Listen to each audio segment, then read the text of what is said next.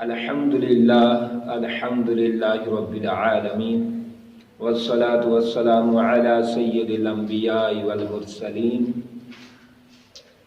اما بعد فاعوذ باللہ من الشیطان الرجیم بسم اللہ الرحمن الرحیم انما یخشی اللہ من عباده العلماء صدق اللہ العظیم وصدق رسولہ النبی الکریم اللہم صلی علی سیدنا و مولانا محمد وعلی آل سیدنا و اصحاب سیدنا و مولانا محمد وبارک وسلم وصلو علیہ۔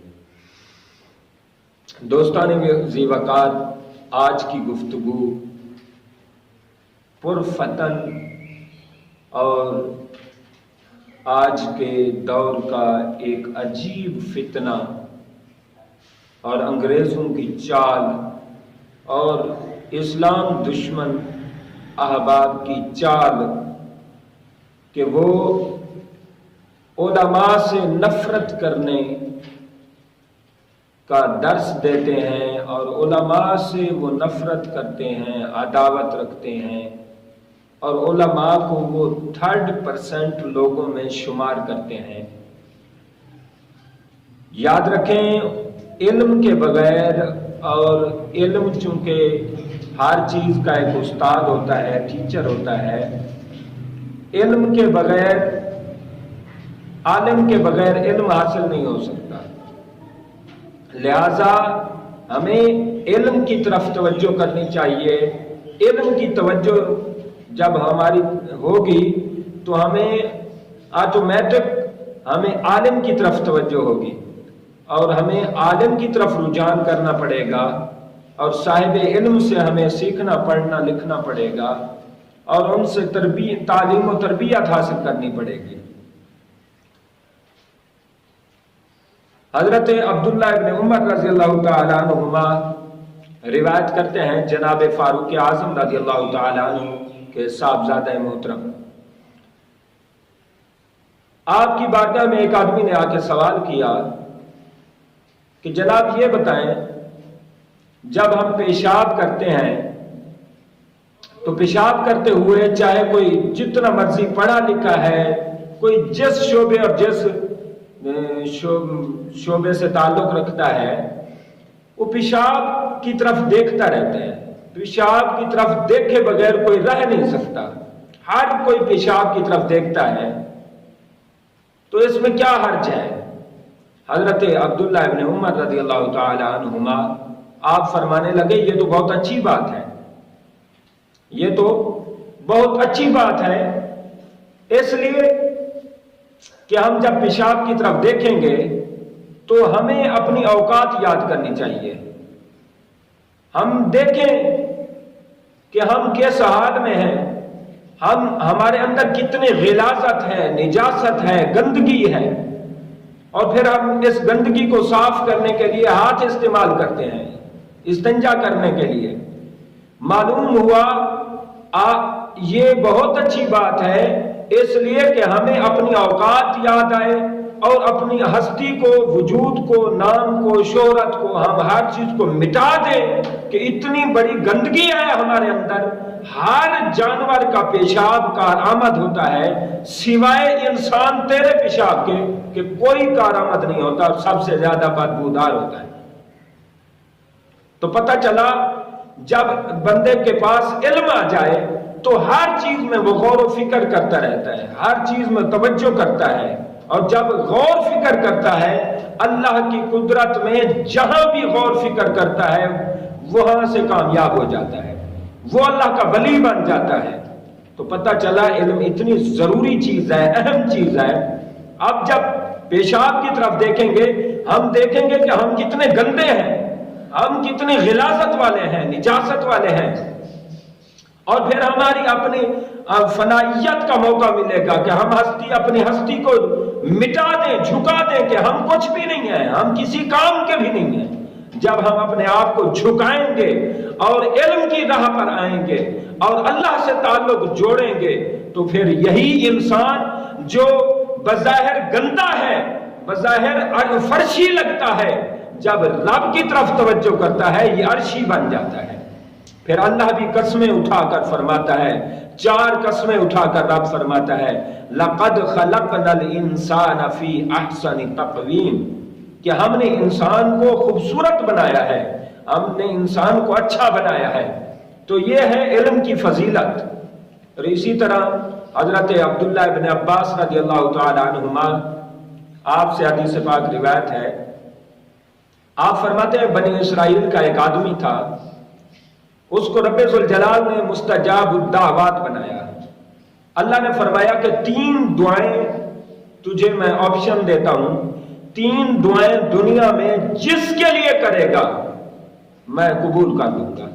یہ 3 دعاؤں کا اللہ نے تحفہ اسے دیا، لیکن وہ صاحب علم نہیں تھا، صاحب بصارت نہیں تھا، صاحب بصیرت نہیں تھا۔ اس کو جب 3 دعائیں دی گئیں تو اس نے پہلی دعا مانگی کہ اللہ میری بیوی کو خوبصورت بنا دے۔ اب اندازہ کریں کہ علم کے بغیر کیا حال ہوتا ہے۔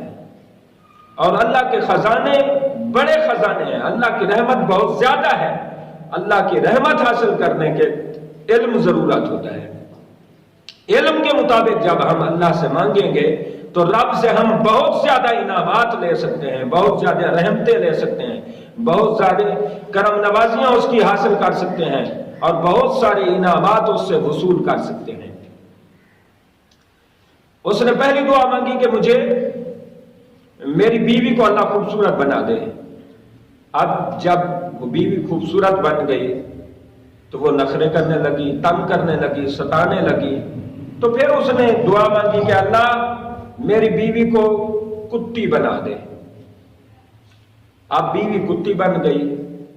اب بندے کے جو بیٹے تھے، اولاد تھی، وہ آ کر کہنے لگے ابا جی یہ آپ نے کیا کیا، مہربانی کریں پھر دعا اللہ سے مانگے کہ ہماری امی کو اللہ اپنی سابقہ حالت پر اور صحیح حالت میں کر دے۔ تو اس نے تیسری دعا مانگی اللہ میری بیوی کو سابقہ حالت پر بنا دے جیسے وہ پہلے تھی، خوبصورت ہونے سے پہلے۔ تو آپ اندازہ کریں 3 دعائیں رب نے عطا کی، اور بہت بڑا انعام تھا، بہت بڑا تحفہ تھا، لیکن علم نہ ہونے کی وجہ سے وہ 3 دعائیں ضائع کر بیٹھا، جیسے عورت تھی ویسے ہی رہی۔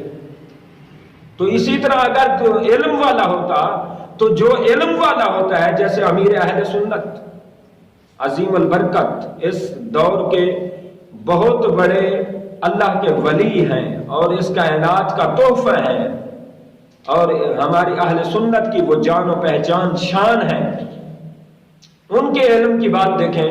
جب مدینہ شریف مکہ شریف گئے تو حدیث پاک میں ہے جب مکہ کی طرف پہلی نگاہ ہوتی ہے اللہ سے جو دعا مانگو اللہ قبول کر لیتا ہے۔ تو انہوں نے دعا کیا مانگی؟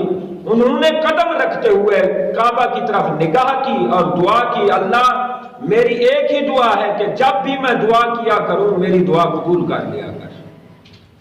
اب انہوں نے یہ دعا مانگی، اب ایک دعا میں ہزاروں کروڑوں دعائیں انہوں نے شامل کر دی۔ یہ علم کی برکات ہے، یہ علم کا فیض ہے، یہ علم کی رہنمائی ہے۔ تو پتہ چلا امیر اہل سنت نے جب یہ دعا مانگی تو سب لوگ حیران ہو گئے۔ تو پیارے دوستو علم کی یہ فضیلت ہوتی ہے۔ اب وہ علم والا نہیں تھا، 3 دعائیں وہ ضائع کر بیٹھا، نہیں تو وہ دعائیں کر سکتا تھا کہ اللہ میری بھی بخشش کر دے، میرے والدین کی، میرے رشتہ داروں کی، پورے عالم اسلام کی بخشش کی وہ دعائیں کر سکتا تھا۔ اور اللہ نے چونکہ وعدہ کیا ہوا تھا ان اللہ لا یخلف المیعاد، اور اللہ اپنے وعدے کے خلاف بھی نہیں کرتا، تو اللہ سے وہ ساری کائنات کی بخشش کی بھی دعائیں مانگ سکتا تھا، اور اللہ نے تو قبول کرنا تھا، اس کے خزانے میں کون سی کمی ہے۔ لیکن علم نہ ہونے کی وجہ سے وہ اپنا آپشن ضائع کر بیٹھا۔ تو پتہ چلتا ہے علم اتنی اہم چیز ہے، علم اتنی بہترین چیز ہے، اور ہم علم والوں کے خلاف طرح طرح کی باتیں کرتے رہتے ہیں اور الٹی سیدھی باتیں کرتے رہتے ہیں۔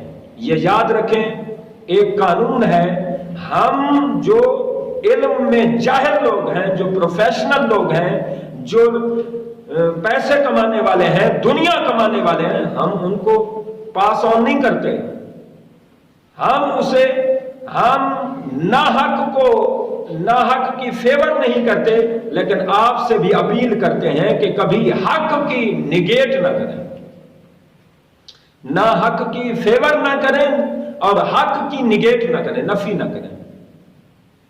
जो अच्छे हैं उलमा को माने। आप कहें कि सब बुरे हैं, जैसे आजकल का मुआशरा है कि उलमा की तरफ मिसालें बनाई जाती हैं, तरह तरह की मिसालें उन पर सेट की जाती हैं और अपने बच्चों को सिखाया जाता है, पढ़ाया जाता है। जब ये मुआशरा और ये माहौल होगा तो कैसे आप दीन की बरकत हासिल करेंगे? जब दीन को आप एक रस्म समझेंगे, एक प्रोफेशन समझेंगे, दीन को आप अपनी जिंदगी का आईना समझें और जिंदगी की कामयाबी समझें, फिर आप कामयाब हैं। तो प्यारे दोस्तों, हमेशा दीन से फायदा हासिल करने के लिए ये कॉन्सेप्ट खत्म करना पड़ेगा कि सब उलमा खराब हैं। सब उलमा खराब हैं तो हिदायत कहां से आएगी? हिदायत के रास्ते आपने बंद कर दिए हैं। हिदायत के राहें हमवार करें। आप कहें कि हर शोबे में अच्छे भी होते हैं, बुरे भी होते हैं। वो आपका शोबा है, वो किसी का भी शोबा हो, उसमें अच्छे लोग भी होंगे, बुरे भी होंगे। और जो बुरे लोग हैं उनको आप ना माने, लेकिन अच्छों की तो कदर करें। अब देखें रिजवी साहब रहमतुल्लाह ताला अलैह, उनके जनाजे में बता दिया कि कितने अहबाब थे। अब ये रिजवी साहब, अगर ये सैटरडे को जनाजा हुआ, अगर संडे को होता, छुट्टी वाले दिन होता, इससे डबल अवाम होती। ये 2 करोड़ थी, 4 करोड़ होती। और दूसरा, ये कोरोना की वायरस की वबा और ये फिजा अगर अफवाह न फैली होती तो इससे डबल अवाम होनी थी। तो अंदाजा करें, जब आप इल्म की कदर करेंगे, इल्म वालों की कदर करेंगे, और अल्लाह अपने इल्म वालों की कदर दिखा देता है। और रब करीम ने कुरान मजीद में देखो फरमाया, सुम्मा औरसनल किताब अल्लज़ी नस्तफ़ैना मिन इबादिना, फरमाया हमने कुरान का वारिस बनाया है, उलमाए किराम को अपने बंदों में से खास कर लिया है, चुन लिया है, मुंतखब कर लिया है, इलेक्ट कर लिया है। फमिनहुम ज़ालिमुन लिनफ्सिही, फरमाया उन उलमा में से ऐसे भी हैं जो अपनी जानों पर जुल्म करते हैं। आप देखें ना, आप कहते हैं उलमा ठीक नहीं है, उनका किरदार अच्छा नहीं। अगर किरदार अच्छा नहीं तो किरदार का जवाब उन्होंने देना है। आप अंदाजा करें, कुरान की जुबान समझें, कुरान कह रहा है उनमें से जालिम भी हैं, लेकिन अल्लाह फरमा रहा है वे मेरे वो मुंतखब शुदा हैं, वो मेरे मुंतखब हैं, मैंने उन्हें चुन लिया है, मेरे चुने हुए बरगुजीदा लोग हैं। तो अंदाजा करें, अगर उलमा में कोई कमी है तो कमी तो कुरान भी बयान कर रहा है, रब फिर भी इनामात अता कर रहा है। अल्लाह फरमा रहा है ये कुरान के वारिस हैं, और आगे फरमाया जन्नात अदनी यदखुलूनहा, फरमाया ये कुरान के वारिस हैं, जन्नत के मालिक हैं। आप कहें कि उनमें से किरदार अच्छा नहीं है, अच्छे किरदार में कमी आ सकती है, कोताही हो सकती है, हर चीज मुमकिन है, लेकिन आप कभी भी उलमा से नफरत न करें, हमेशा उलमा से मोहब्बत करें, प्यार करें, और आपकी यकीनन कामयाबी उलमा की मोहब्बत में है, उलमा के साथ उल्फत में है, उलमा की चाहत में है। अल्लाह करीम अमल की तौफीक